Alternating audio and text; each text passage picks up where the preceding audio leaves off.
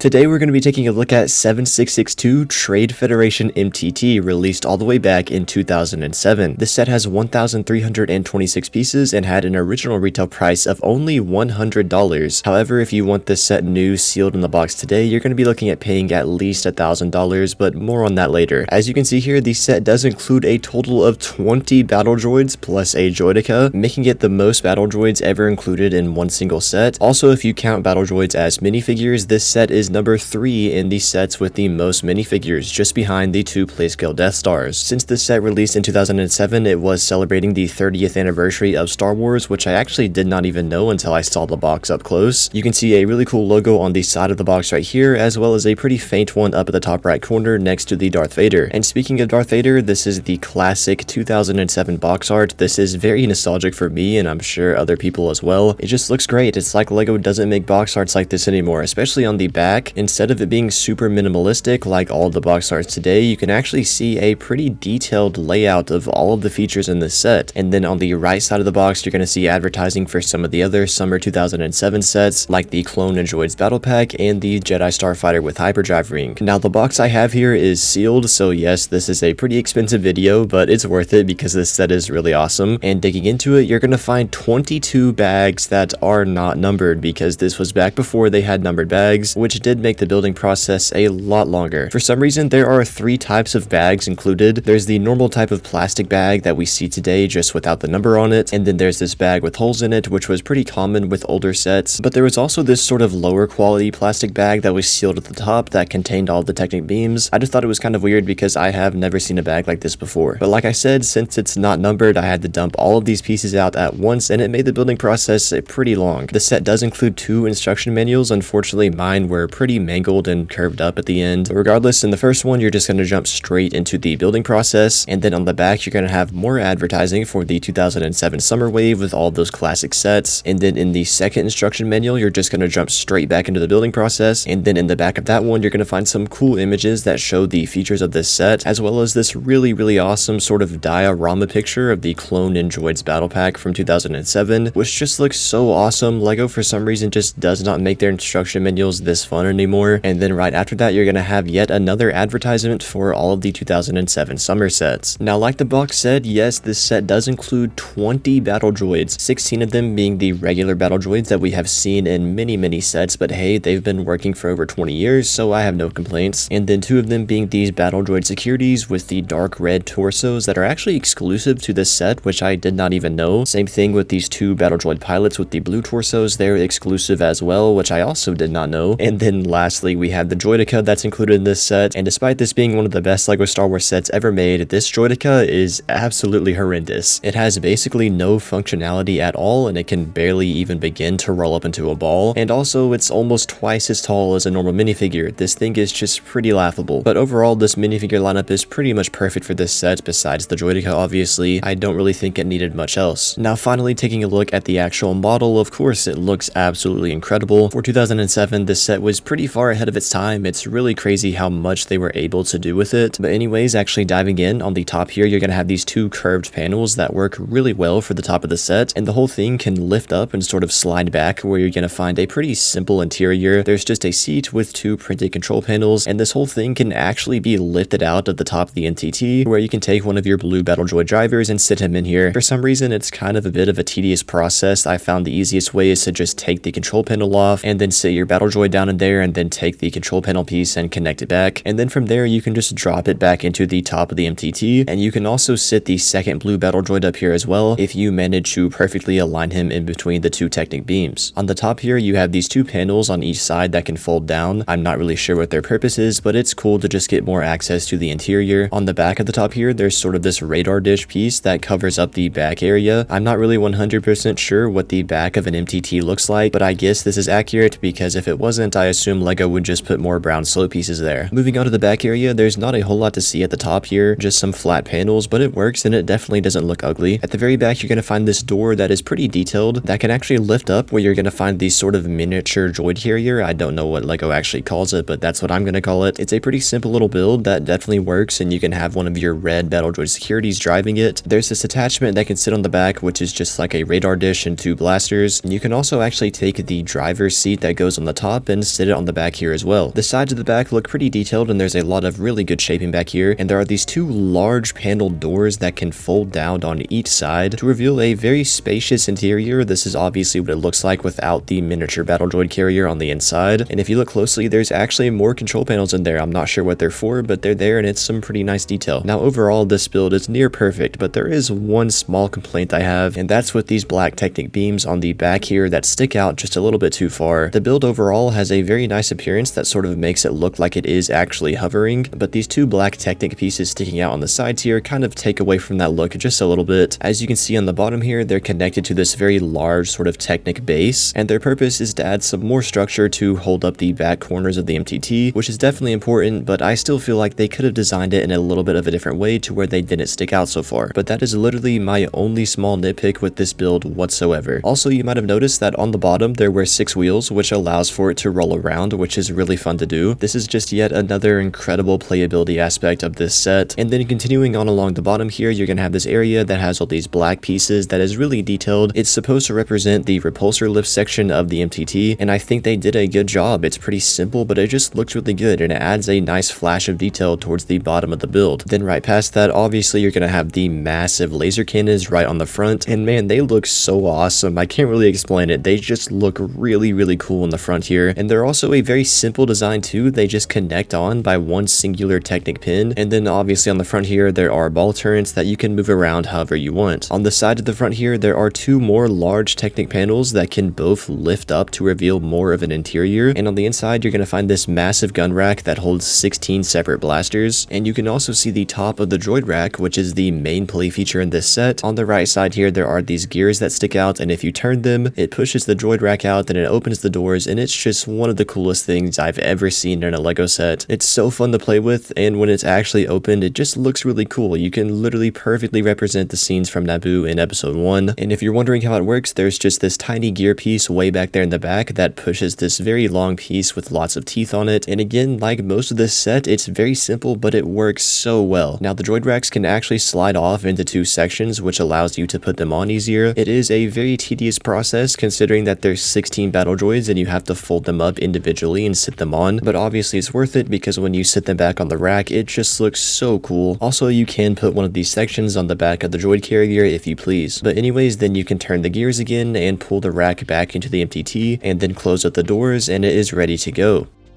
Now, I'm pretty sure we all know this is one of the most legendary LEGO Star Wars sets ever made, and if you're wondering if you should spend $1,000 on this set sealed in the box, the answer is obviously probably not. Unless you're a diehard collector that has a lot of money and really enjoys buying retired sets and building them from being sealed in the box, then go for it. I mean, I had an incredible experience opening this set sealed and building it. It was really fun. But for the other 99.9% of you, that's probably not a good idea. If you really want this set, your best bet is just to try to find it used, and even used, it still goes for around $200 to $400, which is still out of a lot of people's price range. So unfortunately, I hate to say it, but a lot of people just probably won't ever be able to get this set because the price is probably always going to stay around $1,000 sealed, and if anything go up and stay around $200 to $400 used. So unfortunately, it's just not attainable for a lot of people, and I hate to say that. So really, we just need to hope that LEGO remakes an MTT soon so a lot of people can experience how fun a set like this really is. Now, in terms of the actual set itself, I think the build is overall pretty much perfect except those 2 black Technic pieces on the back that I mentioned, and then for the set overall, obviously the droideka is pretty bad, so those 2 factors really do keep it from being a 10 out of 10 set. So because of that, I'm feeling a very solid 9.8 out of 10. Let me know what you guys think about this set down in the comments below. If you're new and want to see more retired set reviews like this, please consider subscribing to my channel, and if you want to check out more of my videos, you can see the link on screen right now.